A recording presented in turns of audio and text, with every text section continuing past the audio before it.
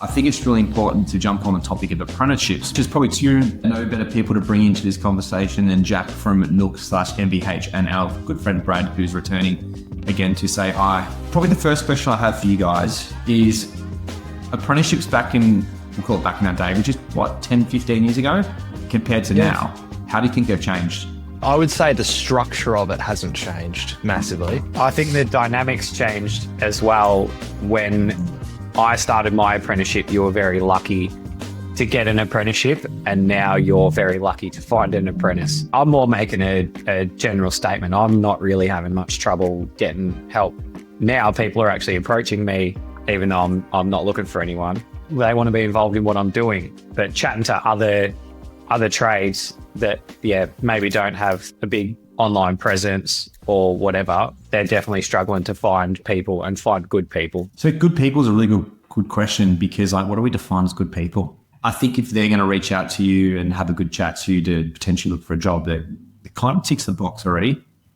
For me, it's like I'm big on passion. I feel like that's, and I've said that before, that if you can't show passion, we can teach you anything. But if you're not passionate or wanting to be passionate or wanting to learn, we can't teach you anything.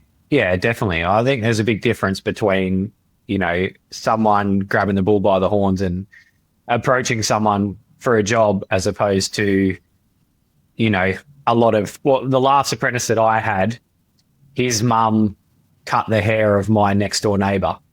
And, they were talking one day during a haircut, hey, my son's looking for an apprenticeship. Do you know anyone? Yeah, my next door neighbour's a carpenter. Sweet. That's how it worked out. I think you're going to find very different people in that avenue than what you're going to find if they're actually seeking out the employment themselves. Was that successful, Brad? He's the only one that's ever finished his time with me, so I'd say it was successful. Oh, that's a good point. Yeah. Because sometimes those things, you hear about them on the grapevine, not shaking out. But I definitely think passion is important. And then through that projection from a company that sends out what they do and what they're passionate about, obviously that should circle back around and be able to attract that same kind of passion. I think attitude is a little bit of a step left from that as well. I think to have a good attitude towards life, towards work, towards human beings is also a big thing. Attitude and passion are so interlinked. But I think it's a step left, because you can be passionate about something and perhaps you don't want that to be your day in, day out job. That could be a hobby. Yeah, and you could be incredibly passionate about things outside of work and not be passionate at all about anything work related, because work's just a means to an end for you. People say there's a trade shortage at the moment. Kind of don't have an issue with it, because if we're starting to spit out, there's nothing worse than spitting out all these new tradies who don't know anything. And I'm a big believer that you don't know anything until you're probably, 6 years experience, 4 years of apprenticeship plus your 2 years. I feel like that is a huge issue with the way people are learning. But in 2022, there was an 8.8% decrease in the number of apprentices and trainees that uptook apprenticeships. That's a big change. What's that down to? Stigma, culture, that's always been a big thing that I've certainly faced when we were leaving school. It was a lot of white collar push out of school, and the blue collar jobs were certainly painted with a bit of a broad brush of being a bit of a fallback. You didn't do well in school, so this is your next best bet. It's a hard one, because I come from my family. My dad was an electrician by trade. My brother's a plumber. There's multiple trades through our family. So the natural path is most likely a tradie. So I've been very sheltered from that for my whole life. And even I've got friends who are super successful that are their parents are tradies, run trade businesses. I think there's a huge stigma around the average person thinking that traders are dumb. They might not be academically smart, but I tell you what, their problem solving and street skills is far superior than anything you'll find in any university. Yeah, my parents didn't want me to be a tradie, not in the slightest. Have you asked them how did that turn out for them, and what do they now think? Yeah, now they think it's the best thing ever. I built them a house. It's because you built a house. Yeah, I've also noticed a lot, I doom scroll TikTok here and there, and there's a lot of young guys, getting on there, whether it's to rope people into their online courses and their MLM schemes or whatever, that, hey, don't be a tradie, you don't get paid well, you ruin your body. You know, there's a lot of that stuff out there as well, which I think is a huge deterrent for young people. Young people. And then when they look at the wage and they go, oh, okay, well, I can do a carpentry apprenticeship or, you know, whatever apprenticeship and get paid between 20 and 30 bucks an hour, you know, work physically hard, or, you know, I can probably get upwards of 30 bucks an hour driving a forklift in a factory. It's short-term thinking, though. It's very short-term thinking. I think that people these days want instant gratification and success. And I think that is a huge issue where they don't want to put the hard yards in to get there. And I know, Brad, you just talked about pay. Yeah, the apprentice, like, this is a question I've got for you guys. Yeah, the apprentice system, you don't get paid the best. Like, let's not shelter away from that. But how else do you do it? Because as a business, you can't afford to pay someone as an apprentice a crazy amount of money for someone to learn and make. And the reality is he makes mistakes. Like, we made mistakes for the apprentices. That's how we learn. But you're not paying your HECS at the end. So financially, you're probably 150K in the positive before you, like, someone that's finished their uni degree and then someone that's finished their apprenticeship. Like, you've earned money over 4 years, plus you don't have a $60,000 or $100,000 HECS debt. Yeah, I totally agree. But it's getting people to see that that's the way that it is, you know? And it's also short-term pain there as well.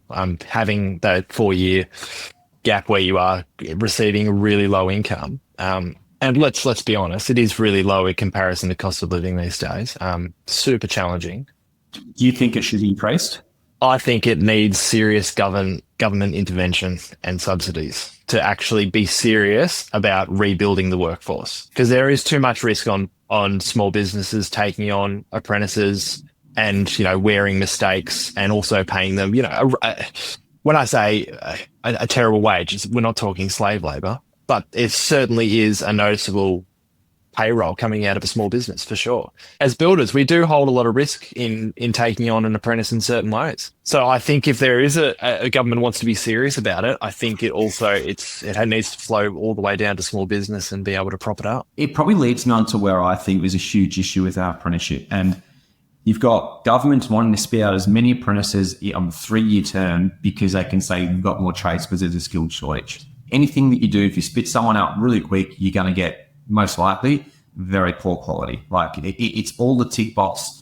The universities and TAFEs are completely incentivized by government just to spit them out. The course content that these kids get taught is so far beyond what is currently happening.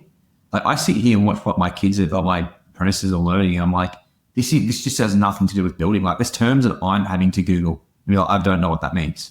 I actually can't help you with that question. I have a personal opinion, and it's my opinion how I think you could fix this issue is, like, I think, and we'll talk carpentry because that's what our trade is. I think a carpentry apprenticeship should be a 4-year apprenticeship. Then you finish, you have 2 years post that. So it's really a 6-year apprenticeship. Once you're in that, say, we'll call it the 5th and 6th year, you have to start doing your diploma that is created, or some form of carpentry extra schooling that is created by, say, the VBA that teaches you to become a builder and a licensed trade. And at the end of it, you sit a test and then you become licensed. And that means you can't employ any apprentice until you are physically licensed in Victoria, the VBA. Yeah, I think making it more difficult for people to employ apprentices would certainly change a lot of things, because you've got people that finish, and I know a real lot of stories where this has happened. You know, a 4th-year apprentice gets qualified, goes out on his own, takes a 2nd-year apprentice from the same business with them, and then they're out doing something together with no experience. Like, that 2nd year is now not learning anything. The qualified who's only freshly qualified is not really going to learn, or is only going to learn by making mistakes, you know, and then that chain continues where then, you know, that 2nd year becomes qualified, goes out on his own, employs someone as an apprentice, you know what I mean? And they just get worse and worse and worse. Do we think the quality of fully qualifieds has gone down over the past 10 years? This is hard because I don't think it has, because the people that are approaching us are pretty good quality. Like, unfortunately, we got a bit of a sheltered. We're all very lucky in that kind of sense. the quality's good. Like the people I see are awesome. I agree. I think now the ability to become educated about your trade without learning directly from your boss is better than it's ever been. And so people that want to be good are going to be good regardless. I think people are now a lot more aware of good workplaces that are out there, and they stay a lot less in bad workplaces, and the good people seek out good places and good people to work for, and they become good trades. And the bad trades and the bad people are always going to be that way, because bad bosses will always be bad bosses and bad workers will always be bad workers. And we're just seeing a big shift now where good people find good people, bad people find bad people, and that's it. Yeah, and that's a really good point. But the thing is, just because you're a good person doesn't mean you're going to learn correctly. If you're keen to learn, what you can see now, on social media or whatever, it's very easy for young kids now to go, hey, I'm not doing what I see other people on the interwebs doing. Am I being taught right? And they'll question it. Whereas when I did my time, I didn't know anyone that had social media for their business. So how would you have known? I only started to know things when I went to work with other people and I went, oh, I don't do it that way. I was lucky it was the other way around. I knew more than them because I got taught well, but taught That's well. the classic apprentice. I know more than you, isn't it? Yeah, Definitely. No, but I was lucky. I lucked out and I did my apprenticeship with someone who was very good at their trade and put a lot of effort into teaching me. But I know a lot of people that didn't have it the same way. So we're saying potentially the idea of social media is, it sounds like this is a big part of this flourish of people finding their area of work that they want to thrive in, essentially, as opposed to you're using the word luck. It's like, is luck now not really involved now that we have social media and we have a really good, vision into what the industry looks like?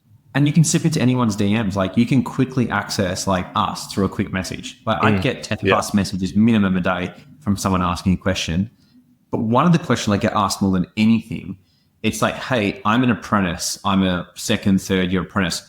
I love what you guys are doing. I want to build better, but I can't convince my boss to build better. Like, what should I do? And so, for example, like I've got someone that I'm chatting to today that's got the same thing. And he said, I love where I work. The people are awesome.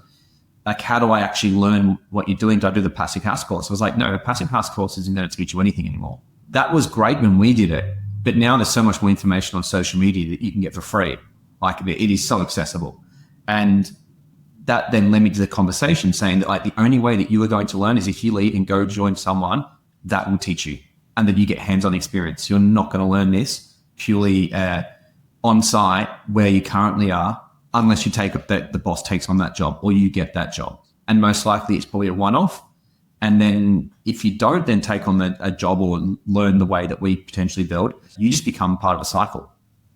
And as the cycle goes, it's harder to break. Yeah, but it just depends. Like if you don't want to be a builder and you just want to be a carpenter, you don't need to learn a lot of the things that we do. And you might learn insane carpentry skills off someone who's just focused purely on carpentry.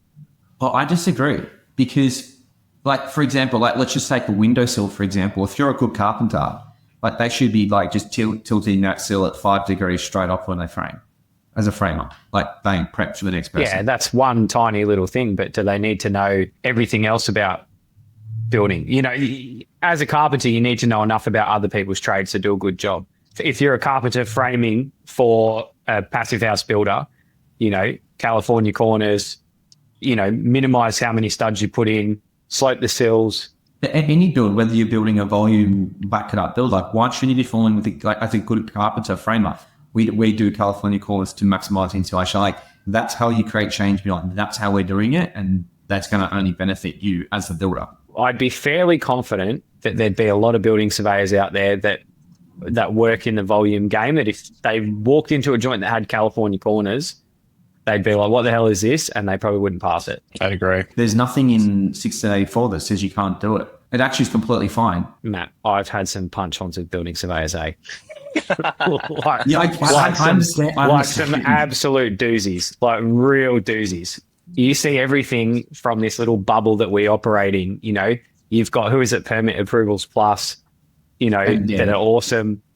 Like, I've had all sorts, because I did nothing but work in, you know, volume development type of jobs where, you know, everyone was on the take. It's like a complete different side of the industry. So the second you try and change anything, it's a debacle, and it's easier to just be like, yeah, all right, that's how the surveyor wants it. I want to finish the job and get paid. That's how I'm going to do it. That's the reality of it. That's an issue in itself. Yeah, but that's what I'm saying. It's not always as simple as like, oh, well, you should just do it this way.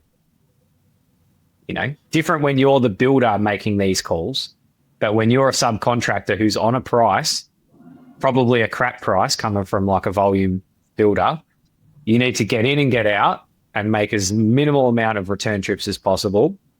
It makes it very, very hard for you to be in the driver's seat saying, I'm the one that's going to create change here. A fair point. But then I think about the apprentices that are doing like apprentice work for the volume builder. Like, can you even call yourself a carpenter if all you wish frame as an apprentice? Look at the industry in other countries. Like, American carpenters don't, you know, us in New Zealand are, you know, one of the only places where it's like, okay, yeah, carpenter just does everything, including all the things that all the other trades don't want to do. We're the only ones expected. Whereas like in America, you just do cladding. You just do frames. You just do, you know, internal trim. And the processes that some of those guys have is insane. You know, like their processes and systems destroy anything that we do because they've got the time to work on it and refine it. So this is where I'm getting at too, is like, for example, a carpentry apprenticeship. I think that until you're licensed maybe as a carpenter and you work for a builder, then you can showcase a portfolio across multiple stages of a project, from fixing to cladding to framing to subfloor. Then you can call yourself a carpenter.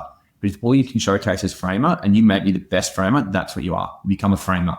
And that's then, as you said, you can refine your skills. You get so good at framing that you're an expert in framing. And I reckon that's potentially something that we need to do in our industry and break up carpentry as a term. But then why can't you just break up the licenses like it is in plumbing? A licensed roof plumber can't do general plumbing. You can do a job and you can get a plumber to do all the civils, a plumber to do all the hydraulics, and a plumber to do the roof. 3 different plumbers, 3 different licenses, 3 different certificates.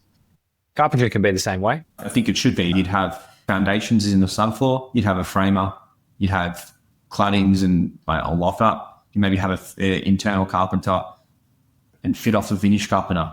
It would certainly make the education system a lot more streamlined as well. If you just had a framing carpentry apprenticeship, they would be able to hone skills instead of doing 1 week on hanging doors, where we all know that hanging doors is a bit of an art and can take quite a long time to master that art. What a carpenter is expected to know and learn in 4 years is insane compared to, you know, other trades. And it's like, you know, not to be completely disrespectful to plumbers and electricians, but there's a lot more repetition in those jobs because it's like, okay, we're doing drainage. Okay, water flows downhill.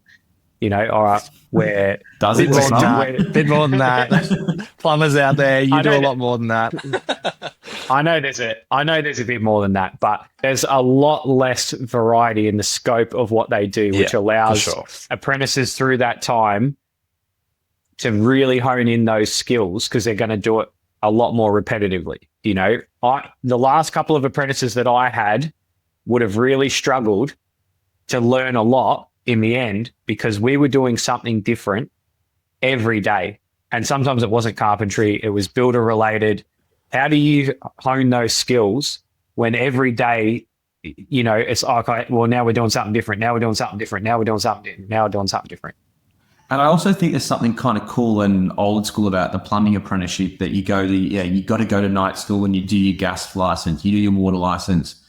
And I think that's like, it's showing the commitment to what you kind of want to do, where everything these days is just a quick online course, bang, I've done it, finished, off I go. And carpentry is, certainly. Carpentry is one of the most. It's just puzzling how intense and the understanding has to be to actually become a quite a well-rounded carpenter. I've literally had this before recently. Someone will email me or send an inbox message to my Instagram and be like, hey, I've done my Cert 3 carpentry training. I'm a carpenter. I charge $70 an hour. Can I get some work?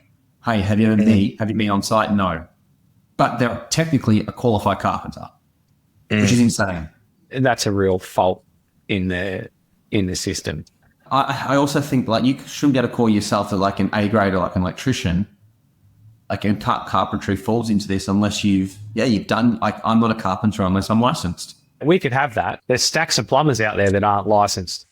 Plumbers that work for licensed plumbers. And that solves everything because they're learning from licensed people, or most likely they are. I feel like the apprenticeship system is broken. And if we really want to start, like it's a cycle, because if we start spitting out better quality trades that are insured, that have the liability against them, quality work comes up because they don't want to be sued. So you're picking up from the ground up, which means long term from people's like house insurance, and they have a decrease on their contents in home insurance because it's been built by someone who's quality licensed, works higher. or they should. Yeah, it needs to be a different pronged attack as well. We can't attack it from just a liability point of view. I think there are actually, as we're talking about people getting in and that attitude and passion, that also needs to be backburning as well. We need to be able to create passionate people.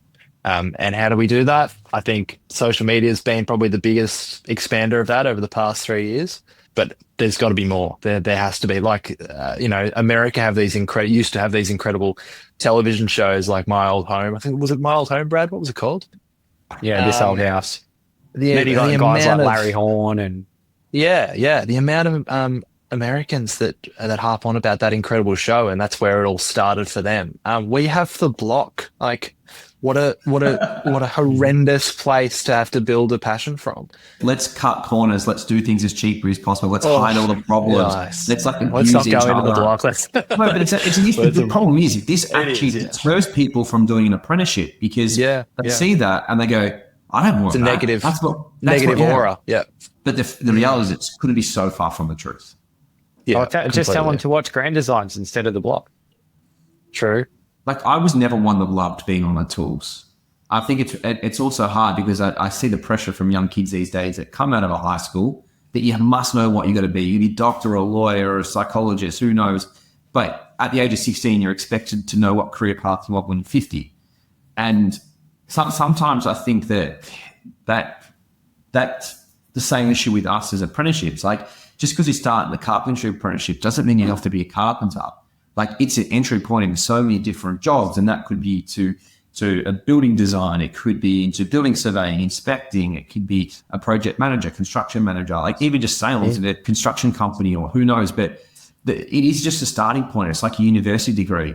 I feel like there's more, and not to chicane anyone that does an arts degree, but I think there's more avenues from an apprenticeship than an arts degree is going to give you. Potentially, but like that could be the foundation of building that passion. So you do a carpentry apprenticeship and you're in the residential game or the commercial game, and then from there you see what you're passionate about. Like, I know a lot of carpenters that have pivoted over to architecture and vice versa. The amount of architects that are interested in putting bags on and being on site and actually understanding what they're designing, it's constant, which is great. So that is something which Liam spoke about from Hit Me Hype, about when he was studying to be an architect, you had to have on-site experience. And I'd love to know if that's still the case, because that would breach so many gaps. I'd be pretty surprised if that's required. It'd be good to chat with an architect 200 about hours. 200 hours. Like, wow. Just think about, and he made the example of like he's detailing his plans on how to install render. He's like, there's nothing more valuable than speaking to the renderer themselves, because they'll tell you. And that was like this big aha moment. Or I also think for us, like, imagine how good it would be if, as a carpentry apprenticeship, that you could go sit on some form of an architect course to learn how to read plans, to understand what they're thinking. So we're bridging the gap a bit more here too. So there's a mutual respect straight off, that when you're an apprentice carpenter and you're speaking to an architect student, like, you guys are starting to get along from the start. So there's that mutual, like, we're both professionals here. You can have all these ideas and say, oh, these are all these things that we can do to improve apprenticeships. And it's sort of the same spin as when we say, oh, we need to improve the building code. We can just do these things without the government implementing it. Like, Matt, you've got a good relationship with the architects that you work with. Surely they're coming out on site which opens the door for your apprentices to have a conversation with the architect. It opens the door for the architect to have conversations with your trades while they're on site, and then when that becomes something that people see on social media, they go, well, I want to go and work somewhere that I'm also afforded those same opportunities. And that in itself grows things to be better. Yeah, but it's also hard now. So if I went to an architect and said, hey, can you have my first year for 20 hours to learn? Like that means that's 20 hours out of the architect's time to teach them. But imagine if that's like at university/TAFE level, that when the kids, I know they're a first year, but they go do the plan reading or plan design, one of the basic courses or subjects that you might do at architects, like during their degree, is you sit in on that part, that unit, and you learn the absolute minimum. But then on the same flip side, is the architect might come in and have to do, 20 hours of on-site labouring. And they must cover something from a slab floor, a subfloor, a frame, and just some basic back-end documentation. Yeah, I just think some of it is so easy to fudge if you do it that way. And then it's really dependent on where you end up going. So, I'm assuming we've all done work experience. You might be the work experience kid that, really gets to jump in the deep end, or you might be the work experience kid that just stands on a broom. For it to make a substantial difference, you have to be in the right place. Yeah. Yeah. And if I was an architect student, the first thing I'd be doing is reaching out, not to an architect studio to learn. I'd go to a builder. I'd be like, is there some paperwork? Can I do on-site labouring? I feel like that is so much more important. I mean, that's pretty much what placement is essentially as well. Doctors, nurses, they do all that kind of stuff. They can reach out they have to apply to certain hospitals and all that kind of stuff, and they get to pick their poison in a way. I was actually out for dinner with two of my best mates, like him and his partner, and he's starting to be an ophthalmologist, and she's just about to finish school. And the amount of placement that med students have to do for free is crazy. It's practically 2 years of full-time work for free. But not only free, you've got to pay your hex to go work in a hospital to learn. I get it, because you're not just doing harm, you're dealing with people's lives. But surely there's something we can take from that model of they're learning from walking around with doctors and surgeons and consultants. That's valuable. How do we transfer that into our industry? That would be very, very difficult, because pay is already quite a big sticky subject in the industry with apprenticeships. Maybe it's 40 hours a year. If you can't find 40 hours a year as someone studying, you've got problems. No, totally. You're never going to manage your time ever. One of you, I forget which one it was, of you two that made the good point about carpentry apprentices, you kind of end up doing everything, from an external wall wrap to putting in some insulation to cleaning the site. Brad mentioned the idea of carpenters have to know other trades quite intimately. It's very rare that a plumber or an electrician, tiler has to know carpentry intimately. The good ones do, but I very rarely you come across those guys. And we're very much expected as, young carpenters, old carpenters, to really understand plumbing, electrical, tiling, waterproofing. I mean, you name it, concreting. List goes on and on. Oh, the first concrete slab I ever did was practically, I'd never seen a concrete slab, and all of a sudden I'm digging one out and flooring one and being I've got no idea what I'm doing, but you fake it till you make it. I should not have got my license to be able to do that. But here I am, and I've learned from it. So on the flip side, whilst I say we need to do all this education and it should be part of the apprenticeship, we're all probably very good examples of it also doesn't need to be that way. I think it's a bit prohibitive to be you have to learn all these different things, because it's just too much. Any apprentice comes to you what advice should I take? What's the biggest thing I should know about an apprenticeship? What would you say? I think you need to put yourself in an environment where you can thrive. If you need to find the right person that'll have the time for you. But I think that's a two-way street as well. I mean, it's really, you really have to show the attitude that you will work really hard for this other person. I think they will give back. I don't know what would be the advice that I'd give to an apprentice now. I was hoping you'd say this, because you've actually said this to me before. Is an apprenticeship, a four-year apprenticeship teaches you nothing other than the skills to think through a situation, to maybe get to where you need to get to. You're not going to do a four-year apprenticeship and walk out and be I can frame a house, I can start to finish build it.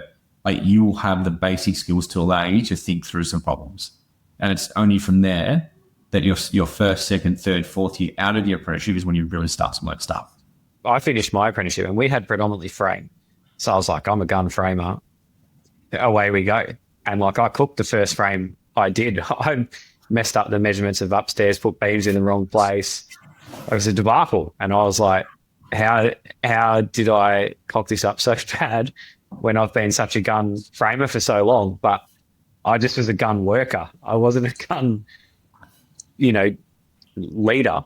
You can't have speed and skill. Like speed only comes after a certain amount of time of repetition or knowing something very, very well. We pick up efficiencies in the way that you do something. And I said this to all my apprentices, like, just take your time. So don't get it right once. It's going to stop, think through the situation, think about what you're about to do, and then do what you're about to do, or talk to someone about it. I think speed really comes from how fast you think, and then the fact that you don't have to think. So you've done it so many times that you no longer have to think about it. And that's where you get incredibly fast, whereas, like when you're learning, you've got to stop, take the time to think, Yeah, no, that's a huge amount of concentration to make sure that you're not making mistakes. You're thinking about every step methodically, but when you've got that experience, you can just flow through. Everything is smooth. Slow is smooth, smooth is fast. If you could change one thing about the whole apprentice system, the way it's currently operated, what would you both change? Funding. The pay divide for apprentices, I think, is still too much, and it's not scaled to the current economy. So can I kick back here now a bit? Yeah, So, go for it. well, like just let's say an apprentice is on the average apprentice is on probably about $20 an hour. Is that about right? Maybe Yeah, 21. So, yeah. Yeah. So how much funding would you now say that they should get extra? It needs to be a reflection of economics. You can't kill that with a silver bullet. Because what I'm getting at here is all of a sudden we go, hey, we're going to give every apprentice another $10 an hour. Now all that's going to do is the carpenters are going to go, well, I'm going to charge more to bridge that gap more because they've got that. I'm just going to become more expensive. Yeah, but at the same time, it also potentially will improve quality of life for apprentices and also potentially incentivize people to move over from other professional industries into ours. Yeah, that's a good point. And then thus creating a little bit more competitive pool, which I think is important if we're going to run in a capitalist economy. I think competition is really important. So, well, it's a simple one. It's like if you're doing an apprenticeship, you don't get tax. There's no tax on an apprenticeship. Yeah, potentially. Yeah. There's something like that apprentices just aren't taxed. It's tax free. Yeah, but that's funding. Like if you're gonna sacrifice a tax, that's funding.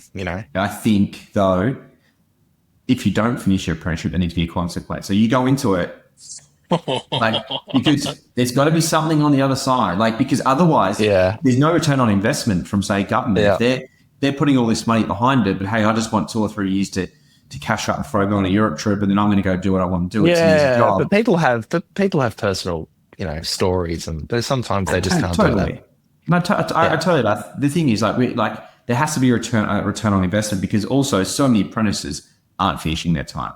What do you pin that down to? Yeah, they're probably a lot of them are leaving because it's money related. They just can't afford to stay being an apprentice.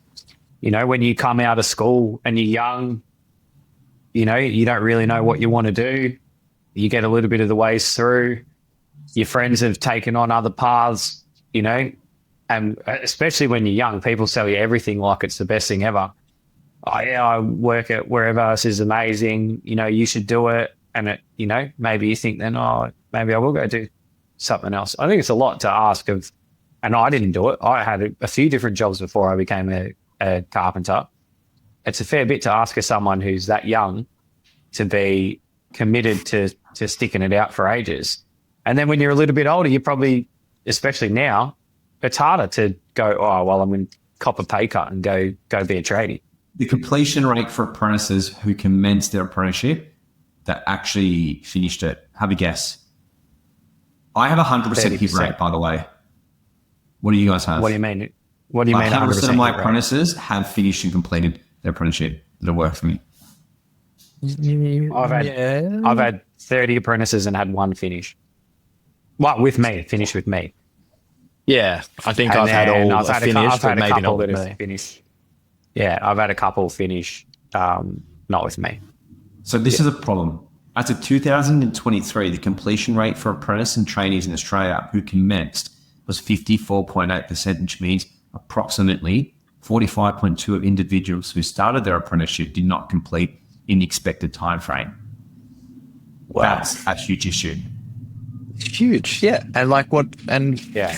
I mean, I think there's a common theme with that we hear on the grapevine that it's cost related, and people coming into it, it's cost related. They don't want to take that dive into it, so they'd rather, I don't know, can dog food, drive trucks for $45-50 an hour. Like, So the number one reason for employment-related issues was dissatisfaction with pay or working conditions, them being offered a better job elsewhere, not getting along with the boss or colleagues, losing their job or being made redundant, and disliking the work. So, I agree that obviously there is a huge issue with the pay and working conditions, and maybe something is a tax-free for apprentices, and it shouldn't be in all apprenticeships, by the way. I think we need to look at the apprenticeships that we're short on and incentivize them firstly. Yeah, and being biased here, but it's the reality is like it is a carpentry apprenticeship. Like on the skill shortage list at the moment, is it yoga instructors? Like, fuck me. you're kidding. And dog walkers. These are things identified by the government as a shortage in work. And originally carpentry wasn't on there. So I personally think that we should be looking at trades, one that have a long-term future. So for example, around like renewables and solar and things like that. Yeah, sustainable. Yeah, sustainable jobs. I also think that these rebates should only be for residential. They should not have anything to do with commercial. All right, so you only get the rebate if you're in residential. To bridge that gap again from residential to commercial, so now it makes it more attractive to be in the residential market because you're potentially not being taxed, and you get paid otherwise higher in the commercial industry because that's why everything's so expensive. And Victoria had a huge debt. But if we start to now look backwards on that, I think that the evidence is there that it's obviously pay is an issue. But yeah, I think that the trades that carpentry, like even like brickwork, tiling, concreting, like they're kind of dying trades. Like if you're a young kid, like and no disrespect to say a bricklayer or a concrete, like it's damn physical work. Like why would you do it? Tough for sure. But it's like at some point we transitioned from building stone buildings to, brick veneer buildings. It's probably because stones are heavy, and eventually people were like, screw that for a job. That's a stupid job, The bricklayer's always going to be there, and that's just like a hard trade. And bricklayers get paid really well, by the way. But like it's a very hard trade to tell someone to go into compared to they do now. Bricklayers get paid really well now because there's not many good bricklayers. It's like tuck pointers or, some of those other like dying specialist trades that get paid really well. But I'm sure it's incredibly hard for those people to find apprentices and pass their skills down the line. Yeah. Like a stonemason that I was working with a bit, he packed it in because he just couldn't find anyone. Obviously, you can't do it yourself, or by yourself because it's incredibly, labor intensive and hard, heavy work. He just couldn't find anyone. He's like, oh, I can't keep doing it. But it's same like, okay, Jack, how much easier was it to do the two-rack house as a framer than conventionally framing?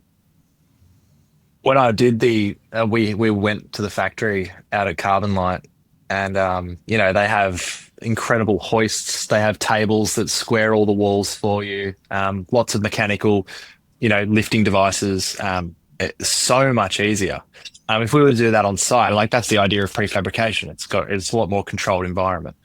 And then we had a crane to drop everything in. Like people were not really lifting much, pretty much just put together with a rattle gun. So for sure, completely agree with you. So in Switzerland, they've had a huge shift towards panelized mass timber construction, all that sort of stuff. And they've found that it's increasing the longevity of a carpenter's career because they're not doing as physical a work. They're still doing it, but now they're using technology to make their lives easier. And perhaps if young people were coming into the trades and your body's not being punished, like you got to remember, these kids have come out of school where they've sat down for most of the day, maybe run around, kick the footy at lunchtime, to having to be on their feet working physically for 8 hours a day.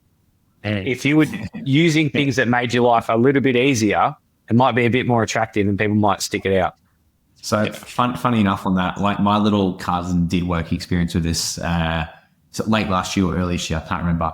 Well, you'd been 15, 16 at school and I played footy on fit, blah, blah, blah. So he actually stayed at mum and dad's house because the work was closer to him. Okay, so he didn't have to drive all the way from Preston to a job in Yarraville. So mum's gone up. He got home at like 4 o'clock and mum's like, he's like, how's your day? And he's like, yeah, good. Mum's like, come get you in, dinner's ready. So went up about 6 o'clock. He's out in bed, cold, done. And mum just left him. He slept all the way through ready for the next day, like zonked. Like that's the reality of an apprenticeship. Like you start, like I remember when I started, like I was real fit and geez, that was I sped. But the problem is that like, and apart from being an absolute shit carpenter, the reason why I have to get off the tools is my back's cooked. Like I can't do it physically. My back just goes instantly. So I think that there's an issue there. And I was only probably 30, 28 around that when I had to actually, from doctor's advice, go no more. So, and I look at these old carpenters who are like 60, 70, still on the tools, who have lifted hardwood frames, have had to do it all by hand with hand saws, and they're still going. But someone who's young, who was super fit, they kept their body in good shape, not so much anymore. But yeah, it's a young person's game. And I think that's also the issue that we have is we're losing so many people out of the industry because the speed and the what is required is just too much. But we could change that with what Switzerland's doing, 100%. What Germany's definitely doing. We could recognise for sure. You think about it, you move prefabrication, you're going to have a huge decrease on worksafe claims. Like that would have to, at a minimum, be dropped 30% for them. Just if you had cranes in every site, or if you're like, what are we? I think it's 5.4% work cover as a builder from memory. It might have gone up since last time I checked. But hey, if you can buy a little portable crane that's going to cost you like 50 to 100 grand, like we'll quarter that. And the government will subsidise you. So, hey, now we're building this frame, boom, it's up. You've been taught, you lift it up and off you go. I something that I've looked into a lot is like, hey, how do I actually get a crane to like potentially make this easier on everyone? And I also think like the other thing is, and I don't know how I say this, but like there's a misconception that like to try and get women into the industry, like there's a huge misconception that like women can't lift things. So how do we now bridge that gap and go, well, what if you've got cranes, you've got this lifting with things on site, to which it isn't the case because I was never strong. It's just something that is like an excuse for people not to hire in the industry. But maybe that also goes, oh, maybe it just opens more doors for people as well. Like my old boss, his body's cooked and he wore it as a badge of honor that I've worked so hard, you know, my body's cactus or you know, whatever. And to some extent I was like that, you know, early on. And then, you know, a couple of years ago, busted both my wrists. I can't do anywhere near what I used to be able to do, but I can still do everything. I just don't do it the same dumbass way that I used to do. I work a hell of a lot smarter now, and, you know, I'll have a lot more longevity in my career now, hopefully, because I'm working smarter, and it's something that probably a lot of places need to adopt. Yeah. Like, this is a weird question for you. Is that like the positive out of you breaking your arm? Like, do you think you'd still be full gung-ho, wear it as a badge of honor if you didn't break your arm? Yes. Probably. Are you happy in hindsight? Do you think like breaking your arm is actually a really good thing? Oh, baby. It's certainly changed my perspective on a lot of things. There's some stuff that I used to love that I will never, ever do again, which is pretty heartbreaking. It's hard having a kid who, you know, puts a lot of punishment on my wrist, you know, so that sort of stuff's shit. But, you know, yeah, it was definitely an eye-opener and made me look at things, very, very differently. And now I, you know, even just getting a little bit older and a little bit wiser, you know, like I think Matt, not long ago, you sent something in one of our group chats of, you know, some people working dodgily. And I look at some of those things, I think that ain't nothing on what I used to do, like not even near it. But now I think I'm so lucky I'm not dead. I'm so lucky I don't have a spinal or neck or back or head injury from doing dumb shit on the job site. Mate, 100%. Like, that is something that I would say is the best thing that has changed. And maybe because we're thinking about it is, I remember like as an apprentice, like you're walking on the second story on the top plates carrying trusses with nothing to protect you. Like you just walk the top plates. Now, like if I said to one of my apprentices, go walk the top plates, they'd be like, what's that? Yeah, I used to walk up the truss webs, like straight up the top quarter of the truss. Yeah. You just use it as a ladder. Yeah. Yeah. That's what the volleys were for. Yeah. Crazy. Anyway, we're going to wrap this up. It is something we're going to do a lot more often, start working through all the trades, but also pretty much we're going to also start a bit of maybe a second episode once a month where we're just going to talk absolute, we'll call it junk about just stuff in the industry. And I want to try to bring some of those conversations into just a format like this to help those people who might not have the community. And if you don't have that community, my biggest advice is create one. Go out, just reach out to a number of builders that you think might be young, starting or around the same point as you, and just be like, guys, like, or girls, let's create something. Let's just start a little group and let's start feeding and sharing information, because it does help. And it, like for me, it's probably saving thousands and thousands and thousands of dollars just having that little group chat. So Jack and Brad, thank you for this afternoon. And super pumped to do another one in the future. Definitely. Can't wait. Thank you, Matt.